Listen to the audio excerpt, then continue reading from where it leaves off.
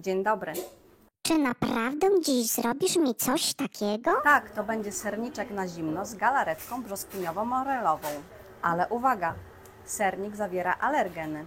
Są to białka mleka krowiego zawarte w serze twarogowym i jogurcie naturalnym. Dlatego takiego sernika nie wolno podać dzieciom i dorosłym, którzy mają alergię na te białka. A co będzie potrzebne? Ser twarogowy, jogurt naturalny, żelatyna, woda, cukier i owoce.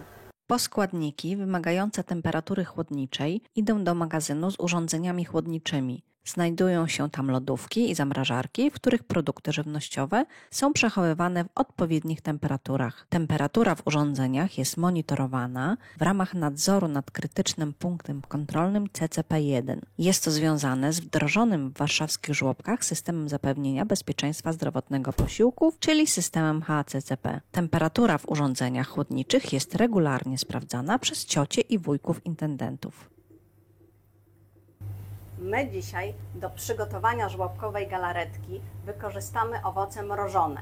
I właśnie pobieram z zamrażarki mrożone brzoskwinie. Są one już pokrojone w kostkę i będzie łatwo je wykorzystać w produkcji. Ale równie dobrze można wykorzystać owoce świeże i sezonowe. A co ciocia robi?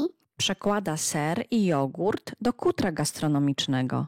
O kurter, dziwne, ale fajna ta nazwa. Tak, to uniwersalna maszyna gastronomiczna, która bardzo ułatwia pracę ciociom kucharkom i zaraz ciocia będzie mielić ser twarogowy, a póki co zajrzyj głębiej do zbiornika i zobacz noże. Wyglądają na bardzo ostre. Trzeba uważać, aby się nie skaleczyć. Tak, jak ciocia kucharka doda jogurt, to zamknie zbiornik pokrywą, bez której maszyna nie zostanie uruchomiona. No to fajnie, że się nie skaleczy.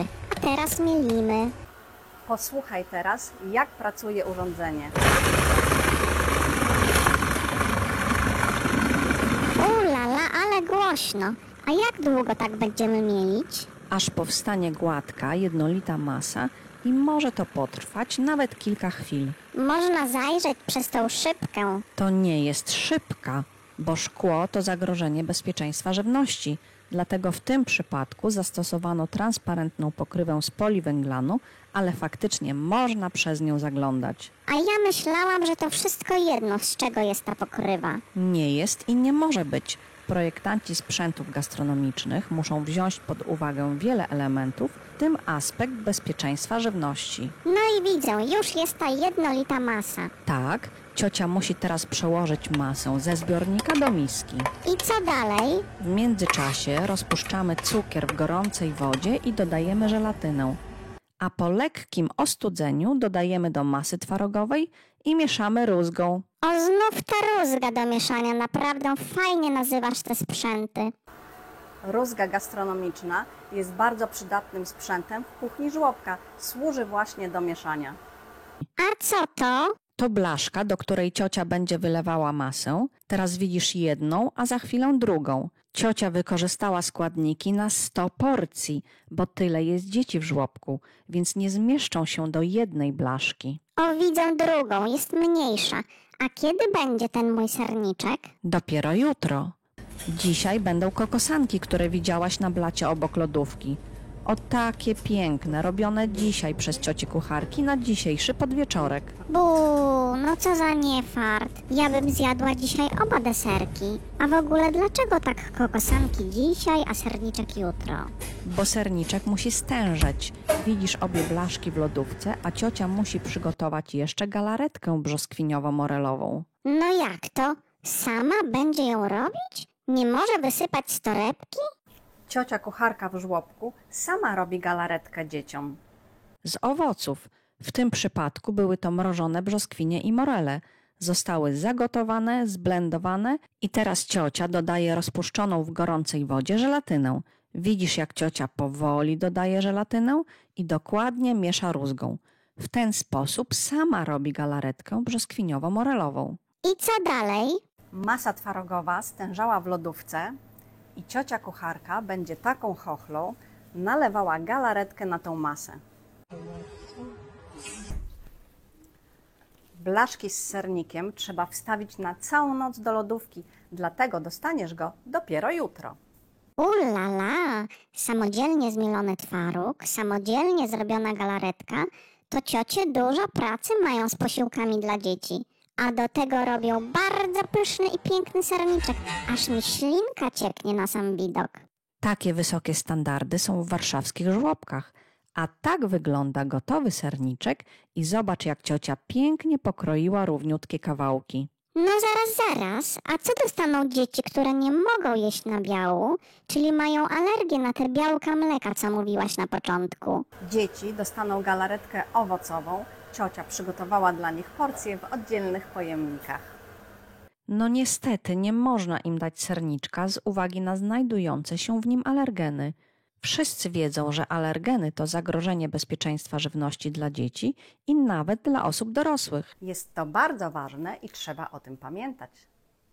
A podaj jeszcze składniki, na wypadek, gdyby rodzice chcieli zrobić dzieciom w domu nasz żłobkowy serniczek na zimno. Proszę bardzo, tu wyświetlam składniki. Dziękuję ciociom za pyszny deser dla dzieci, a wszystkim za oglądanie. Po zakończonej produkcji wszystkie blaszki zostały umyte w tym oto basenie gastronomicznym i odłożone na ociekaczu. Porządek w kuchni żłobka zawsze musi być, a czapkę dostałam od cioci kucharki jako nowy dodatek do dzisiejszego filmu. Na zakończenie pokażę kuchnię, w której powstał ten serniczek i jej wybrane wyposażenie. A w międzyczasie powiem kilka słów o produktach żywnościowych zalecanych dla dzieci. Posiłki powinny dostarczać dziecku odpowiednią ilość energii i wszystkich składników odżywczych oraz płynów w odpowiednich proporcjach. Podstawą właściwego żywienia dzieci jest dobór produktów z różnych grup, umożliwiających komponowanie pełnowartościowych posiłków. Produkty w żywieniu dzieci powinny charakteryzować się wysoką wartością odżywczą i jakością zdrowotną. Dlatego w każdym żłobku musi być wdrożony obligatoryjny system zapewnienia bezpieczeństwa zdrowotnego wytwarzanych posiłków. Najlepszym wyborem dla dzieci jest żywność naturalna, świeża, pełnowartościowa, mało przetworzona oraz dedykowana dla niemowląt i małych dzieci o odpowiednim składzie bez dodatku cukru.